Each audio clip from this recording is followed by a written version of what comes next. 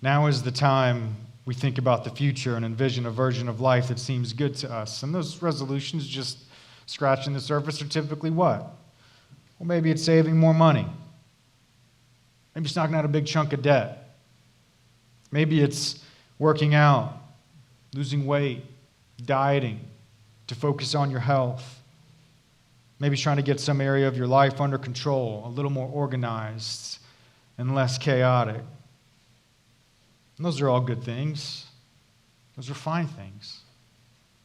And we decide what those things are, and so we start the year off hopeful because we believe that if we can just get those situations fixed and reorganized, we will live a richer, more meaningful, more fulfilling life.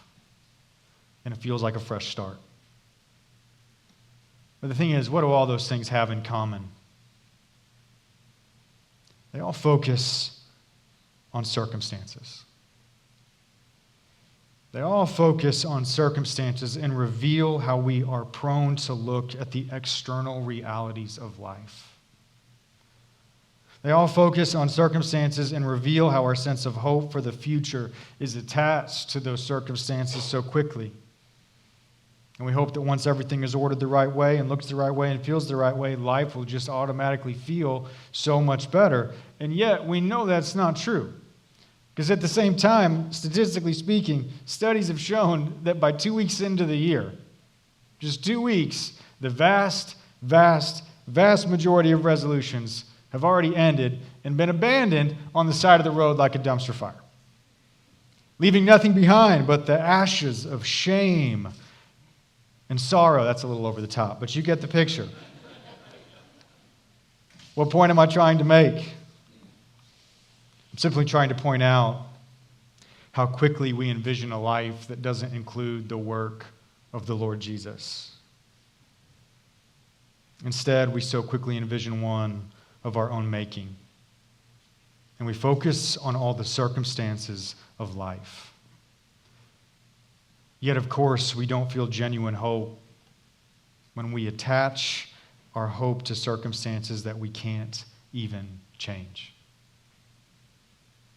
Not to mention the fact that they don't address real problems. Because our circumstances are not our real problem. It's what our circumstances awaken within us that is our real problem. It's the things on the inside that really drive us and shape us and beset us. It's what our circumstances trigger within us that really pulls our strings. And those are the things that we do our best to ignore, or we try to deal with on our own, or we're not even aware of what's really going on in our own hearts. Because working out every day, that is great. But it won't solve that self-contempt you feel when you look in the mirror. Saving money is fine, but it won't deal with that deep dissatisfaction and discontent with life that compels you to buy new things just so you feel a little spark.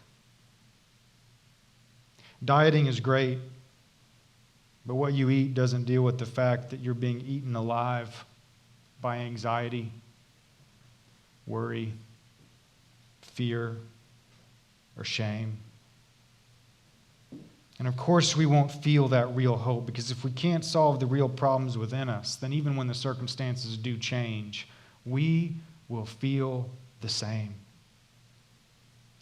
And this passage invites you back into the work of Christ. Because the grace of God is an invitation to go all in on Jesus' version of you. To go all in on the vision of life He has for you. To go all in on what He wants to change and accomplish within you. He wants to move you towards self-control. He wants to subdue those wild passions and desires within you that you couldn't tame any more than a velociraptor. Those are the things He wants to change within you. The grace of God invites you to entrust yourself to His work because He sees the real problems and he has the real power to change them. That's why he is our hope. That's why we submit ourselves to his work within us, so that we might experience it. In this new year, you are invited back into the gracious work of Christ, so that you might know hope. Real hope, regardless of circumstance. And so what can you do with all this? How can this change how you approach Jesus and know that uncircumstantial hope in this new year? Well, I have a simple challenge for you as you think about the future. It's to take seriously the fact that Jesus' priority is not changing your circumstances. It's changing you. So what does that mean? And how can you submit to his work? It's this. Stop praying about your circumstances. He already knows what they are.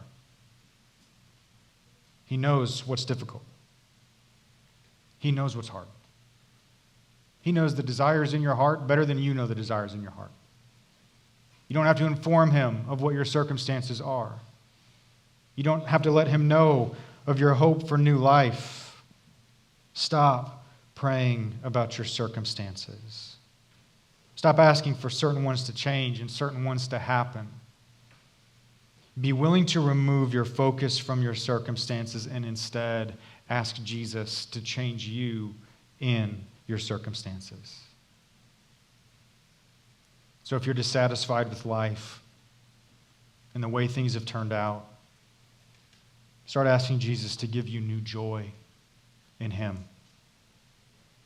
If you feel stuck in a dead-end job, ask Jesus to change your heart and make you content and trust in him.